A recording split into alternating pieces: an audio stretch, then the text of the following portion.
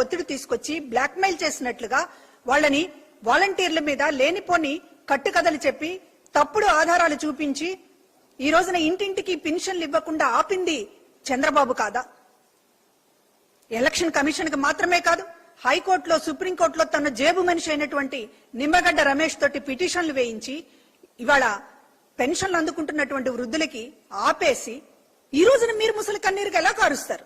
ఈ రోజున పండుటాకుల్ని బలి తీసుకుంటున్నాడు జగన్మోహన్ రెడ్డి అని ఎలా మాట్లాడతారు? పండుటాకుల మీద మళ్లీ పగ అనేటటువంటి పద్ధతిలో బ్యానర్ ఐటమ్స్ ఎలా రాస్తారు? 5 ఏళ్లుగా పండుటాకులు, 5 ఏళ్లుగా వృద్ధులు ఇంట్లో కూర్చుని చక్కగా చిరునవ్వుతో వాలంటీర్ వచ్చి పెన్షన్ అందిస్తుంటే సుఖంగా తమ మనవడే ఇంటికి పంపిస్తున్నాడు అనేటటువంటి ఆనందంతో అవ్వాతాతలు ఉన్నది నిజం కాదా? 5 ఏళ్లలో వాళ్ళని నెత్తిన పెట్టుకుని అవ్వ తాత అని ప్రేమగా ఒక మనవడు పిలిచినట్టుగా పిలిచి వాళ్ళని ఇంట్లో కూర్చోబెట్టి పెన్షన్ అందిస్తే మీరు ఈ రోజున మీ పరిపాలన ఎంత దుర్మార్గంగా ఉంటుందో ఇంతకంటే ఉదాహరణ ఒకటి కావాలా?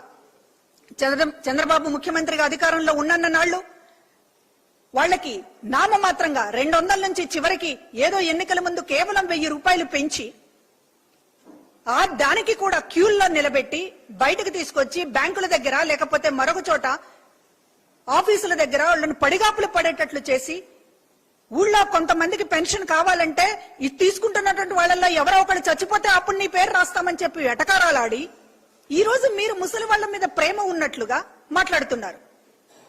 ఈ రాష్ట్రంలో 5 ఏళ్లుగా అవ్వ తాతలు వృద్ధులు ఎటువంటి కష్టం లేకుండా నిజానికి ఒక సుఖంగా బతికింది ఈ 5 ఏళ్లలోనే. మీ కాలంలో చంద్రబాబు హయాంలో ముసలి వాళ్లకు ఒక నరకం, ప్రతి పనికి ఆఫీసుల దగ్గర పడిగాపులు పడేటట్లు చేసి ఈ రోజున 5 ఏళ్లుగా సుఖంగా ఉన్నటువంటి వృద్ధుల్ని మళ్లీ ఈ రోజున రోడ్డు మీదకు తీసుకొచ్చింది చంద్రబాబు మనుషులు. చివరికి పురంధరేశ్వరి కూడా ఎన్నికల కమిషన్ కి లేఖలు రాసి అసలు పెన్షన్లు డీబీటీ ద్వారా వెళ్లాలి గాని పెన్షన్లు ఇళ్లకి చేరవేయడం ఏంటి అని అడిగింది ఆమె కాదా?